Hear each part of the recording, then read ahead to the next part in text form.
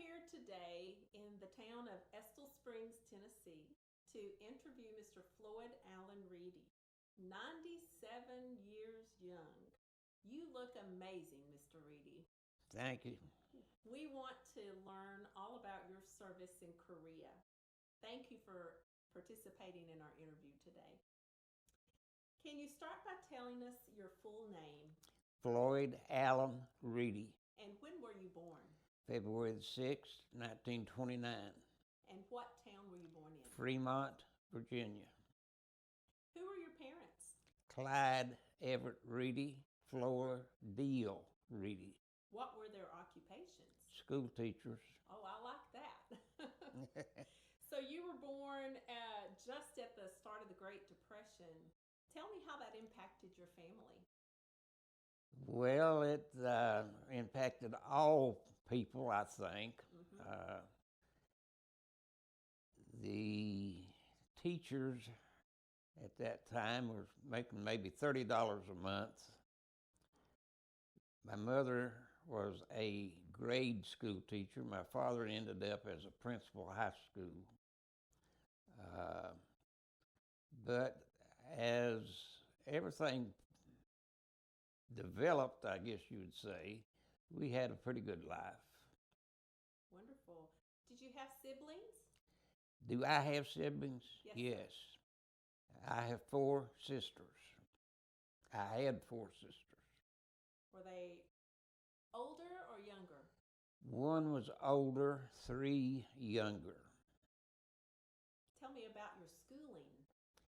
Schooling, I graduated from high school in 1946. When in the military, shortly after graduation, maybe I'd say last of May, I got out about 18 months later, I was out. Do you remember the name of your high school? Irvington High School, Nora, Virginia.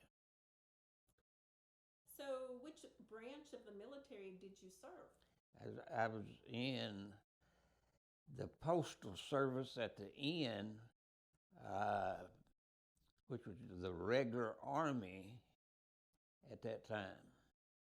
Did you enlist? I did.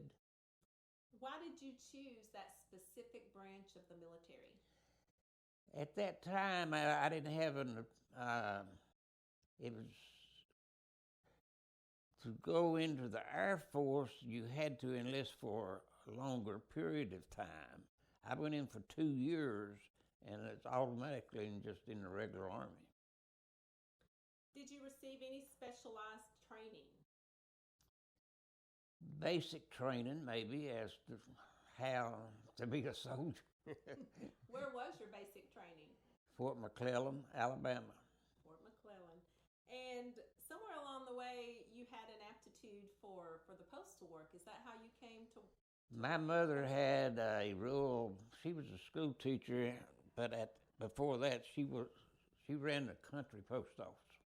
Oh, how interesting! All right. How did you adapt to military life, including the physical regimen, the barracks, the food? Well, at first it was a different life altogether. You become, I don't know, you did what you were told. We were told that there was a right way, a wrong way, and an Army way to do things. And we were in the Army. Now, I could add a little to that, but we'll bypass that. So you're in the Army. It's 1947. Yes. All right. And where did you serve? I went in 1946. Okay. I served in Fort McClellan. From there, I went overseas.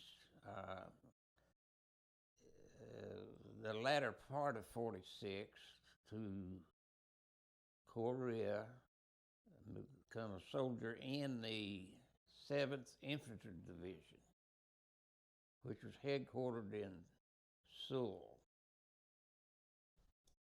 What are some memories that you have of that experience? The weather. Like to froze to death. Tell me about it.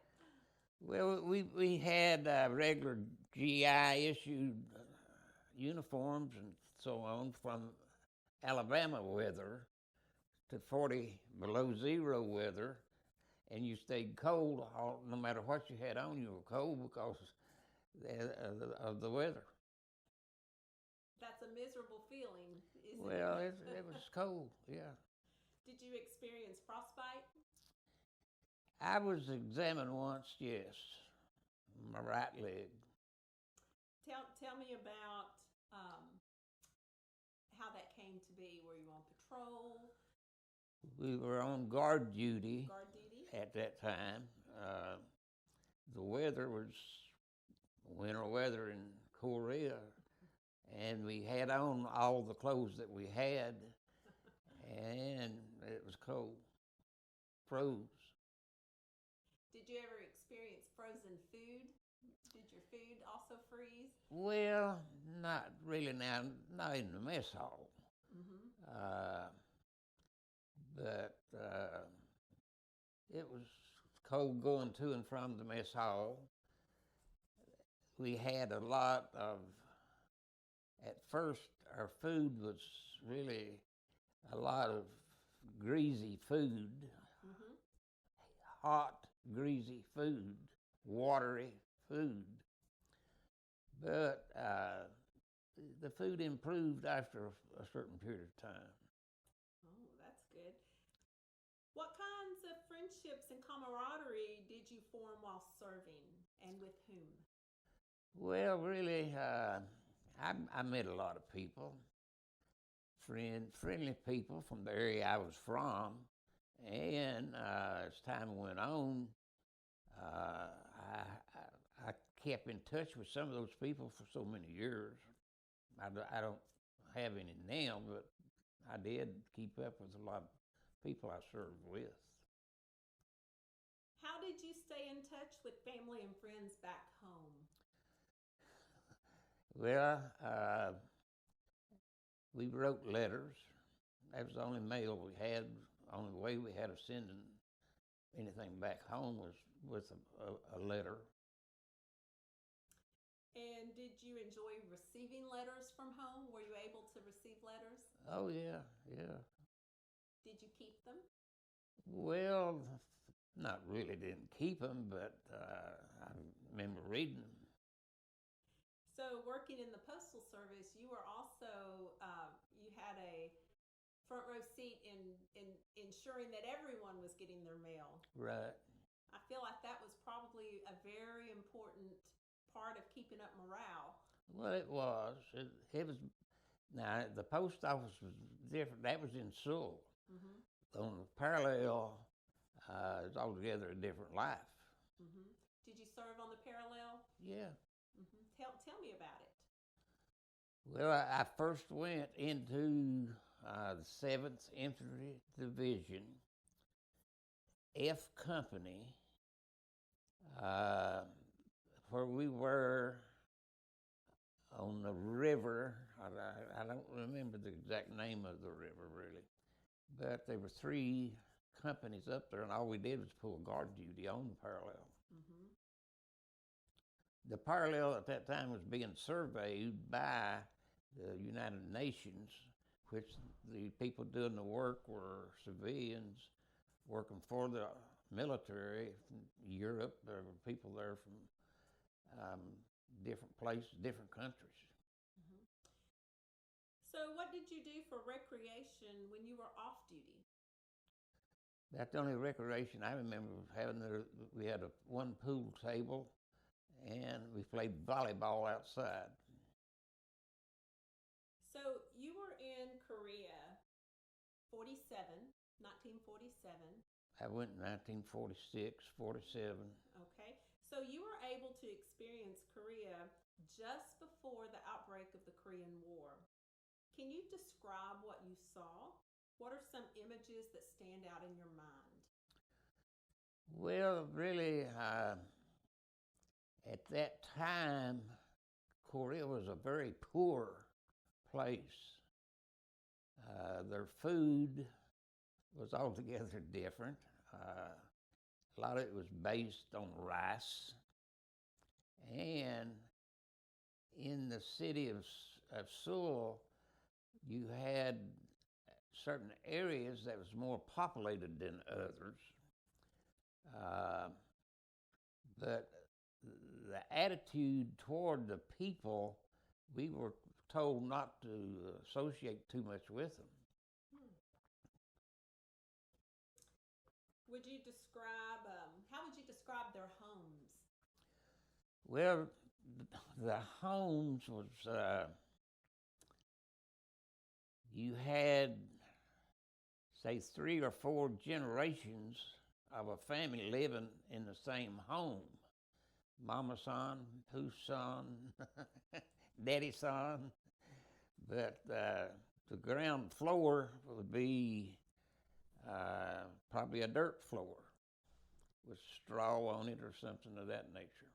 Mm-hmm. And then the rest of it was stacked one floor on another, which was really weak. It wasn't strong houses like we had in the United States, but some of them would have maybe 4 bedrooms, which a bedroom would just be enough for a bed. When people they slept on the floor. Can you tell me about some of the places you were able to see while in Korea? You'd mentioned Seoul and Busan. You saw Busan? Busan, Incheon. We were in Incheon more, where a ship would come in with mail. We would haul the mail from there, from Incheon to Seoul. Letters, well, not letters now. All letters were first-class mail, which they were flown in and out. Mm-hmm. But all packages come by ship, which was partial post. Oh wow! Did you in the Incheon Harbor? Did they have problems with the tides getting the ships in and out? Yeah, our ship would just come in so close, and then it wasn't up-to-date seaport at all. But the ship would be sitting out in the water maybe a half a mile, and the little boats would come in and get stuff off of the ships and take it back in, because it wasn't a ready-made seaport like you'd think today. Mm-hmm. The loading docks was all done by hand. So when it was time for you to return home, how did you return home? Well, I come back, I don't remember the ship right off, but I come back into Seattle, Washington. On a ship? On a ship. How were you received by your family and community? Well, I slipped home. In other words, me in the post office. When I knew I was coming, I wrote 3 letters to my mother and father. I give the 3 letters to one of my friends and says, now you mail this one on a certain date. A week later, you mail this one. And 3 weeks from that, you mail this one. And I was home really almost by the time they got the first letter. So you come to Seattle and home is still in Virginia? Right. So how did you get from Seattle to Virginia? I rode the bus all the way. I was with a couple of other guys, and we all rode the bus together. Was your mother surprised to see you? Yes, they were. Were you glad to be home? You know I was. How did you readjust to civilian life? Tell me about that. Well, I had graduated from high school when I went in, and I started Hiawassee College that fall, say in September. I was home maybe 3 months, something like that. And I went from home to Hiawassee College in Madisonville. What did you study? Well, just general Hiawassee work at that time. Mm-hmm. So when you completed your education, talk to me about your profession. What did you do after your life in the military? Well, I started teaching school. I taught school for 7 years. What did you teach? I taught the first, I taught the seventh grade for 4 years, I think. And then I transferred to Tennessee. I taught two grades, sixth and seventh, I guess, seventh and eighth in Tennessee.